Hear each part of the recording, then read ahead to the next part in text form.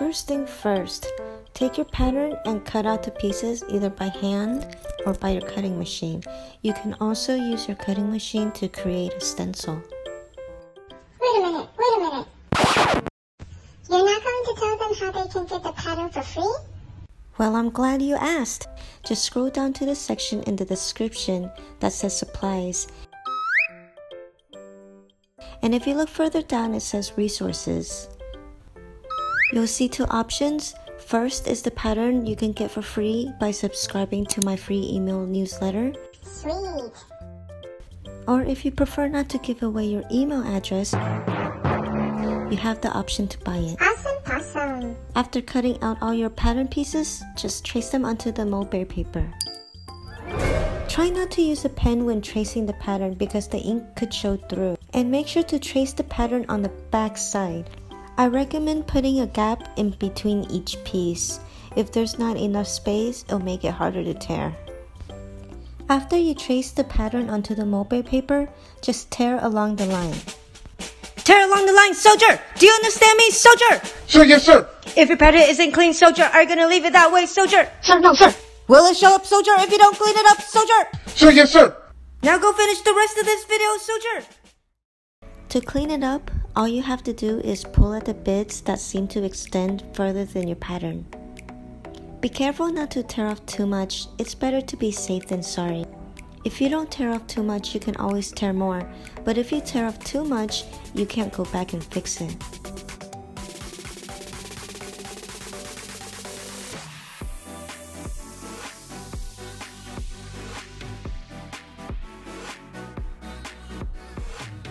You'll see that you can kind of see the line from when I trace the pattern, and that's the reason why you want to use a pencil.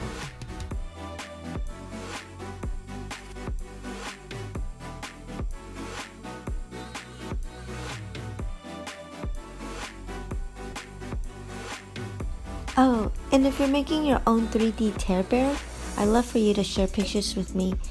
Just put it on my Facebook page and add a tag. I'll put all the details in the description. And there it is, all cleaned up.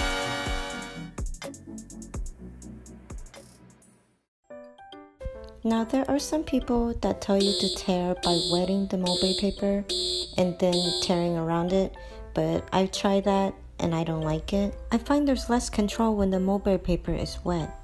You'll see here that I'm struggling to tear along the pattern. I tried to clean around the edges, but it kept tearing more than I wanted. Also, when you tear the mulberry paper when it's wet, then it tends to flatten it. Here is an example of a piece of mulberry paper that was torn using the wetting method. And here's one using the dry method. You'll see that the wetted one looks a little bit flattened out and a little bit scraggly instead of fluffy. And then on top of it, you can't use the paper right away because you have to wait for it to dry.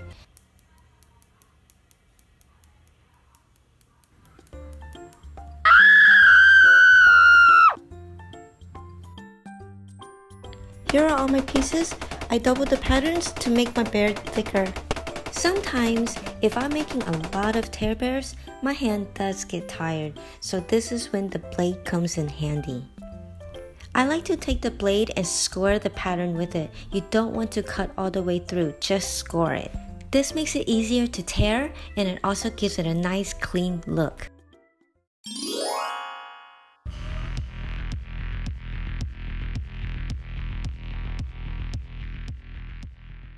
So now I'm going to double layer my pieces and assemble my bear. To double layer your pattern, just glue together two pieces by applying glue around the edges and then press those edges together.